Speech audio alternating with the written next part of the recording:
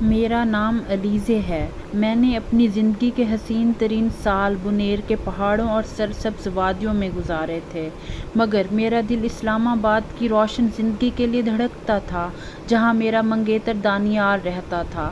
میں اکثر اپنے خوبصورت گھر کے صحن میں بیٹھ کر سوچتی تھی کہ کب میں ان پہاڑوں کی قید سے نکل کر اس کی دنیا کا حصہ بنوں گی۔ دانیال، مجھ سے اب یہاں ایک پل اور نہیں رہا جاتا۔ میں نے اسے اس دن بھی فون پر وہی شکایت کی جو میں روز کرتی تھی۔ وہ ہمیشہ کی طرح ہنسا، ڈارلنگ، بس کچھ اور دن، پھر میں آ جاؤں گا تمہیں اس گاؤں سے نکالنے۔ ہمارے پرانے ملازم رحیم کاکا آسمان کو دیکھ کر پریشان ہو رہے تھے۔ بی بی، اللہ خیر کرے، بادل بہت گہرے ہیں۔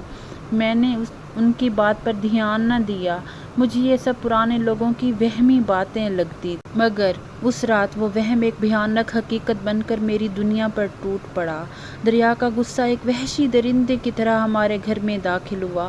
پانی اپنے ساتھ بڑے بڑے پتھر اور درخت بہا کر لا رہا تھا، جو ہمارے گھر کی دیواروں سے ٹکرا کر انہیں توڑ رہے تھے۔ ہر طرف موت کا شور تھا۔ اس سے پہلے کہ ہم کچھ سمجھ پاتے، چھت کا ایک حصہ ٹوٹ کر مجھ پر آ گرا۔ لکڑی کا ایک بھاری شتیر میری ٹانگ پر تھا اور میں درد سے چیخ بھی نہ سکی۔ پانی میرے سینے تک پہنچ چکا تھا۔ میں پکار رہی تھی، ابا، اماں۔ میں نے انہیں صحن کے دوسرے کونے میں دیکھا، وہ بے بسی سے مجھے بلا رہے تھے۔ اچانک پانی کی ایک اور بے رحم لہر آئی اور میری آنکھوں کے سامنے میرے والدین کو بہا لے گئی۔ میں نے اپنی ماں کا چہرہ آخری بار دیکھا۔ ان کی آنکھوں میں بے بسی اور ہمیشہ کے لیے بچھڑ جانے کا درد تھا۔ اماں! یہ میری آخری چیخ تھی۔ اس کے بعد میری دنیا تاریک ہو گئی۔ میری ٹانگ پر پڑے شتیر کا درد اس درد کے سامنے کچھ بھی نہیں تھا جو میرے دل کو چیر گیا۔ میں نے جینے کی امید چھوڑ دی تھی۔ تبھی مجھے ایک روشنی نظر آئی۔ ایک کشتی ملبے سے بچتی ہوئی میری طرف آ رہی تھی۔ اس میں ایک گندمی رنگت والا مضبوط سا نوجوان تھا۔ اس نے پانی میں چھلانگ لگائی اور ایک ناقابل یقین ہمت کا مظاہرہ کرتے ہوئے پانی کے نیچے ڈوب کر میری ٹانگ پر سے شتیر ہٹایا اور مجھے اپنے بازو میں بھر کر کشتی میں ڈال دیا۔ اس کا نام باہو تھا۔ جب میری آنکھ کھلی تو میں ایک آرمی میڈیکل کیمپ میں تھی۔ میرے سر پہ پٹی تھی اور ٹانگ میں ناقابل برداشت درد۔ ڈاکٹر نے میرے پاس آ کر جو کہا اس نے میرے وجود کے پرخانچے اڑا دیے۔ بیٹی، انفیکشن بہت پھیل گیا ہے۔ اگر ہم نے تمہاری ٹانگ نہ کاٹی تو تمہاری جان کو خطرہ ہے۔ میں ٹوٹ کر بکھر گئی۔ پہلے میرے ماں باپ اور اب میری ٹانگ۔ میرا وجود ادھورا ہونے جا رہا تھا۔ میں نے روتے ہوئے دانیال کو فون کیا، مگر اس کا نمبر مسلسل بند جا رہا تھا۔ اگلے دن ڈاکٹرز نے میری ٹانگ کاٹ دی۔ جب مجھے ہوش آیا تو درد کی جگہ ایک بھیانک خلا تھا۔ میں ایک نامکمل وجود بن کر رہ گئی تھی۔ میں گھنٹوں چھت کو گھورتی رہی۔ اس مشکل وقت میں باہو میرے پاس آتا رہا۔ وہ اپنے حصے کا کھانا مجھے دیتا اور کہتا، ٹانگ جسم کا حصہ ہے، روح کا نہیں۔ تمہاری ہمت ہی تمہاری اصل پہچان ہے۔ کئی دن بعد دانیال کا فون آیا۔ میں نے روتے ہوئے اسے سب کچھ بتا دیا۔ او مائی گاڈ علیزے، مجھے یقین نہیں آ رہا۔ اس کی آواز میں ہمدردی سے زیادہ صدمہ تھا۔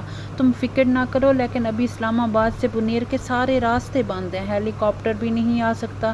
تم بس حوصلہ رکھو۔ وہ روز فون کرتا، مگر اس کا ہر لفظ کھوکھلا لگتا۔ وہ ہمیشہ راستوں کے بند ہونے کا بہانہ کرتا۔ میں سمجھ رہی تھی وہ ایک معذور لڑکی کو اپنانے سے ڈر رہا ہے۔ اچانک ایک دن کیمپ میں بھگدڑ مچ گئی۔ ایک زہریلا سانپ ایک بچے کی طرف بڑھ رہا تھا۔ باہو نے آگے بڑھ کر بچے کو بچا لیا، لیکن سانپ نے اسے ڈس لیا۔ کیمپ میں اینٹی وینیم نہیں تھا۔ میں نے آخری امید سمجھ کر دانیال کو فون کیا، دانیال، خدا کے لیے مدد کرو، باہو کو سانپ نے کاٹ لیا ہے، ہمیں فوری ہیلی کاپٹر سے اینٹی ویم چاہیے۔ علیزے، میں نے کہا نا کہ موسم خراب ہے، میں نے اپنی جان خطرے میں نہیں ڈال سکتا۔ تم اسے اگنور کسان کے لیے کیوں پریشان ہو رہی ہو؟ یہ کہہ کر اس نے فون کاٹ دیا۔ یہ وہ لمحہ تھا جب میرے اندر دانیال مر گیا۔ میں نے پوری رات بہو کے سرہانے بیٹھ کر گزاری، اس کی خدمت کرتی رہی اور دعا کرتی رہی۔ کئی دن بعد دانیال میڈیا اور کیمروں کے ساتھ گاؤں پہنچا۔ اس نے مجھے بیساکھیوں کے سہارے کام کرتے دیکھا تو نفرت سے بولا، تم اس حالت میں، اس گندگی میں کیا کر رہی ہو؟ میں نے اس کی طرف دیکھا۔ دانیال، جس دن میں اپنی ٹانگ کھو رہی تھی اور جس دن اس کی زندگی داؤ پر لگی تھی، اس دن تم کہاں تھے؟ وہ کوئی جواب نہ دے سکا۔ میں نے اپنی انگلی سے وہ ہیرے کی انگوٹھی اتاری اور اس کے ہاتھ پر رکھ دی۔ یہ ہے تمہاری دنیا دانیال۔ پھر میں نے جھک کر زمین سے تھوڑی سی مٹی اٹھائی، اور یہ میری دنیا ہے۔ میں نے اپنا گھر چن لیا ہے۔ وہ شکست خوردہ ہو کر ہمیشہ کے لیے چلا گیا۔ ایک شام بہو میرے پاس آیا۔ اس نے میرا ہاتھ تھم کر کہا، میرے پاس تمہیں دینے کے لیے ہیرے کی انگوٹھی نہیں ہے علیزے، لیکن ایک وعدہ ہے کہ اس مٹی پر ہم مل کر محبت کا ایک نیا گاؤں بسائیں گے۔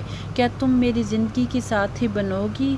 میری آنکھوں میں آنسو تھے، لیکن یہ خوشی کے تھے۔ سیلاب نے مجھ سے میرا سب کچھ چھین لیا تھا، لیکن مجھے ایک ایسی محبت دے دی تھی جو ہر طوفان سے زیادہ طاقتور اور دریا سے زیادہ گہری تھی۔